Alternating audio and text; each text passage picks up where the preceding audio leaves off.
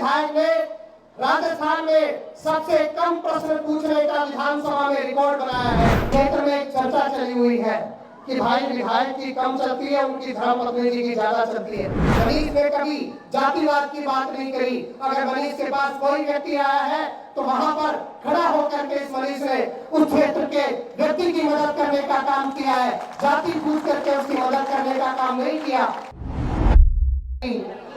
मेरी माताएं, बहनें, मेरे पिता तुल्य बुजुर्गों, नौजवान साथियों, आसपास के क्षेत्र से पधारे हुए सभी सम्मानित नागरिकों, मैं बिलांद्रपुर के एक छोटे से परिवार का व्यक्ति, एक किसान मजदूर परिवार का व्यक्ति, जो राजनीति में आकर के केवल और केवल जिसने ये स्वभाव समझा, ये मन बनाया कि मुझे जनता की सेवा करनी है। अभी मेरे से पहले बहुत सारे वक्ताओं ने बात कही कि रात को कोई अस्पताल में परेशान व्यक्ति कभी याद करता था तो यहाँ के नेताओं को कभी ये जरूरत महसूस नहीं होती थी कि वहां पर अस्पताल में जाकर के उस व्यक्ति की मदद करे, उस क्षेत्र की जनता की मदद करे। 13 वर्षों से जब से मैं क्षेत्र में आया हूँ तब से हमने बीड़ा उठाया है कि मेरे क्षेत्र का किसान हो, मजदूर हो, कोई व्यापारी हो, अगर वो अस्पताल में परेशान रहेगा तो हमारे यहाँ का नौजवान उठ करके वहां पर उनकी मदद के लिए जाएगा। और ये बीड़ा उठा करके, ये सेवा का मार्ग उठा करके हमने तय किया कि मेरे क्षेत्र की जनता की तकलीफ में हम सब लोग हमेशा संगी बन करके ये प्रयास करेंगे कि मेरे क्षेत्र में कोई तकलीफ नहीं रहे। आज किसान परिवार और मजदूर परिवार या सामान्य व्यापारी परिवार हो, आप लोगों को सबको पता है कि हमारे क्षेत्र में आज किसानों की कैसी दुर्दशा है। आज आए दिन VCR भरे जाते हैं, आए दिन किसान को परेशान करने के लिए बिजली विभाग के लोग आकर के हर घर में VCR भरने का काम करते हैं। जो गरीब परिवार है उसको 1-1, 1.5, 2-2 लाख का VCR चुकाना पड़ता है। और ऐसा शासन तब चल रहा है जब यहाँ पर अंकुश नहीं है अधिकारियों पर, केवल भ्रष्टाचार रूपी वातावरण जो लंबे समय से चला आ रहा, जो एक लाल फीताशाही लंबे समय से चली आ रही है, जहाँ पर जनता की बात सुनने वाला कोई नहीं है। ऐसी परिस्थिति, ऐसे माहौल में हमने जनता के मुद्दों को उठाया। हमने हमेशा जनता के बीच में जाकर के कहीं पर भी कोई बात हुई हो तो हमने कोशिश करी कि हमारे क्षेत्र की जनता की बात राजस्थान की राजधानी तक पहुंचे और हमारे क्षेत्र की जो जनता की आवाज है, भले वो किसान की आवाज हो, नौजवान की आवाज हो, मजदूर की आवाज हो, व्यापारी की आवाज हो, उस आवाज को उस राजस्थान की विधानसभा में उठाने वाला कोई व्यक्ति जाए। लेकिन इतना समय हो गया, आपने अभी अखबार पढ़ा होगा कि हमारे क्षेत्र के विधायक ने राजस्थान में सबसे कम प्रश्न पूछने का विधानसभा में रिकॉर्ड बनाया है। केवल 14 प्रश्न हमारी विधानसभा में जाकर के हमारे क्षेत्र के जनप्रतिनिधि ने केवल 14 प्रश्न पूछे हैं, जिसको हमारे यहाँ के समाचार पत्रों में लिखा है। राजस्थान में अगर कोई भी विधायक हो, 200 में से अगर कोई विधायक है तो हमारे क्षेत्र के विधायक जी है, जिन्होंने हमारे क्षेत्र के मुद्दों को उठाने का काम नहीं किया। और केवल जब बहुत सारे विधायकों ने 500-500, 600 प्रश्न वहां पर विधानसभा में पूछे हैं अपने क्षेत्र के विकास के लिए, वहां के किसान के लिए, वहां के मजदूर के लिए, वहां के व्यापारी के लिए, वहां पर कैसे व्यापार स्थापित हो, वहां पर कैसे किसान का भला हो, वहां पर कैसे जनता को न्याय मिले।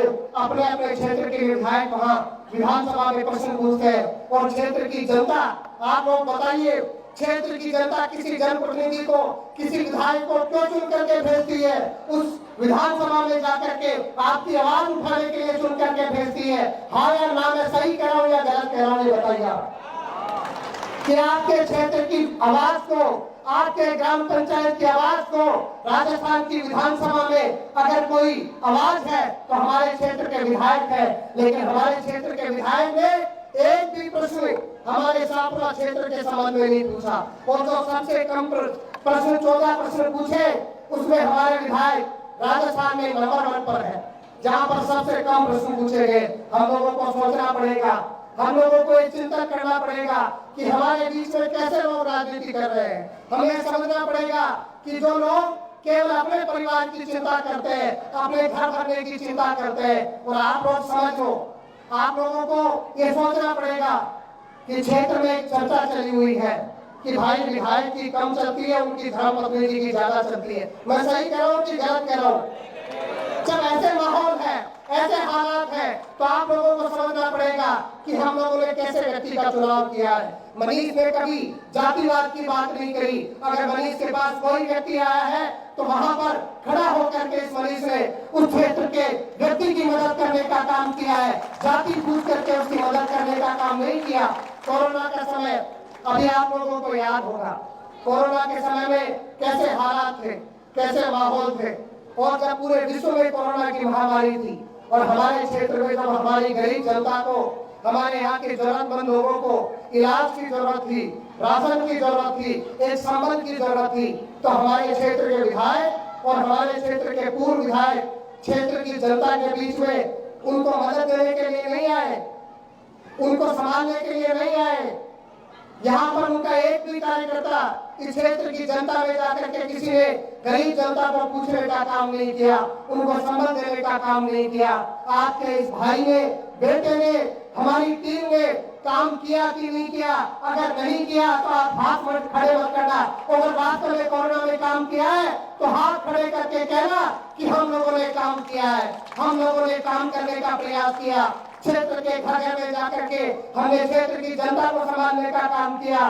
और जब कोरोना जैसी महामारी में कोई नेता आकर के नहीं पूछे, जो हमारे क्षेत्र का विधायक नहीं पहुंचे, हमारे क्षेत्र का पूर्व विधायक क्षेत्र की जनता को नहीं संभाले, उन लोगों को सोचना चाहिए कि क्षेत्र की जनता ने आप लोगों को इसलिए नहीं चुना था, क्षेत्र की जनता ने आप लोगों को या आपके परिवार को इतने लंबे समय तक जो चुनाव लड़ने का, चुनाव जीतने का जो मौका दिया था, वो इसलिए नहीं दिया था कि जनता में जब तकलीफ आ जाए, जब परेशानी आ जाए तो आप अपने घर बंद करके बैठ जाओ, अपने घर पे अपने लोगों के बीच में, अपने परिवार के बीच में बैठ जाओ। जब क्षेत्र में जनता के बीच में कोई व्यक्ति निकलता है, समाज सेवा का बीड़ा उठा करके निकलता है, राजनीतिक क्षेत्र में निकलता है, उसका परिवार 5 लोगों का, 10 लोगों का नहीं होता, उस क्षेत्र की 36 बिरादरी उसका परिवार होता है, उस क्षेत्र का हर व्यक्ति उसका परिवार होता है। और ये काम, ये धारणा हमने बनाने का काम किया है, क्षेत्र के हर परिवार तक, हर व्यक्ति तक पहुंचने का काम किया है। किसी के सुख हो, दुख हो, तकलीफ हो, परेशानी हो, हमने कभी जाति देख करके तय नहीं किया कि इसकी तकलीफ में साथ नहीं देना। आपके अमरपुरा के बहुत सारे लोग होंगे जिन्होंने इस शासन में कभी किसी के VCR भर गई होगी तो कभी याद किया होगा, मैंने कभी मना नहीं किया। कभी कोरोना के समय परिस्थिति हुई होगी, किसी ने याद किया होगा, मैंने कभी मना नहीं किया। और तो और जो राजनीति में जो नेता गौ माता के नाम पर भाषण देने का काम करते हैं, वोट बटोरने का काम करते हैं, और गाय तो हमारा एक तरीके से हमारी माता है, हमारे देश में गाय को माता का दर्जा दे रखा है। और जब इस माता को परेशानी आई तो एक नेता मदद करने के लिए आए क्या, ये बताओ आप? और आपके इस भाई बेटे ने एक डॉक्टरों की टीम बना करके कोशिश करी कि मेरे क्षेत्र की गौ माता को कोई अकेला नहीं छोड़ेगा। हम लोगों ने प्रयास किया कि गौ माता बचनी चाहिए, गौ माता की सेवा होनी चाहिए, भले ही हम लोगों को कितनी ताकत लगानी पड़ जाए। हमने क्षेत्र में लंपी के समय भी काम किया। अभी मोटूराम जी मनोहरपुर की हंसराज नगर के हत्याकांड की प्रकरण की बात बता रहे थे। जब हंसराज नगर के हत्याकांड की घटना हुई, मैं छत्तीसगढ़ में था, मुझे सूचना मिली कि ऐसे ऐसे हमारे क्षेत्र में मनोहरपुर कस्बे में अपराधियों ने आकर के हमारे एक नौजवान साथी जो हमारे वहाँ दुकान चलाते थे बिशनगढ़ चौराहे मनोहरपुर पर, वहाँ गोली मार दी। वहां पर जब मुझे सूचना मिली तो उन्होंने कहा कि अभी तो उनको अस्पताल में भर्ती कराया है, जिंदगी मौत से लड़ाई लड़ रहे हैं, आपको आना पड़ेगा। मैं छत्तीसगढ़ से रवाना हुआ और जब मैं छत्तीसगढ़ से पहुंचा तब तक मैं जब आया तब तक भी वो हॉस्पिटल में भर्ती थे। मैं वहाँ हॉस्पिटल में भी मिलने गया, मैं उनके घर पर भी मिलने गया, लेकिन बाद में उसी शाम को उनकी मौत हो गई। और जब न्याय की बात आई और वो वीर हंसराज नगर जिसने गोली लगने के बाद भी उस अपराधी को पकड़ लिया और तब तक नहीं छोड़ा जब तक मौत नहीं आ गए, ऐसे व्यक्ति को भी मैं नमन करना चाहूंगा। उसको न्याय दिलाने की बात का अवसर आया, हम लोग वहां पर धरने पर बैठे, 30 घंटे तक मैं धरने पर बैठा रहा। हमारे क्षेत्र के विधायक केवल 5 लोगों से मिलकर के वहां से 1 किलोमीटर दूर मिलकर के केवल उनको झूठा आश्वासन देकर के चले गए। घटना स्थल पर धरना स्थल पर नहीं आए, हजारों लोग उनका इंतजार करते रहे। और तो और जब रात का समय आया, ये मोटू राम जी बैठे, मोटू राम जी खड़े हो जाओ एक बात। मोटू राम जी बताओ, विधायक जी ने उस समय जब ये घटना हुई, जब रात को धरना उठाने के लिए 100 बदमाश लोगों को भेजा कि कैसे इनको डरा धमका करके यहाँ से रवाना कर दे, पुलिस के सहयोग से रवाना कर दे, भेजा कि नहीं भेजा? और वहां पर हम लोग डटे रहे, हम लोगों ने न्याय की लड़ाई लड़ी, हमने कोशिश करी कि उस परिवार को न्याय मिलना चाहिए। जब हमारे क्षेत्र में आए दिन घटनाएं हो रही है, आए दिन इस प्रकार की आपराधिक गतिविधियां हो रही है, किसी को बुरा मानने की जरूरत नहीं है।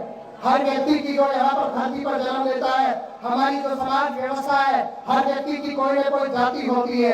अगर मनीष यादव कुल में पैदा हो गया तो ये मत समझना किसी जाति का दुश्मन होगा।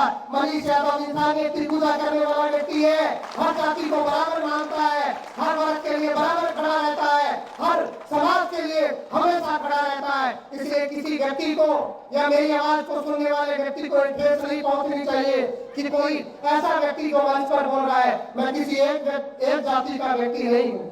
जब व्यक्ति समाज सेवा में आ जाता है, जब व्यक्ति राजनीतिक क्षेत्र में आता है, तो कभी एक समाज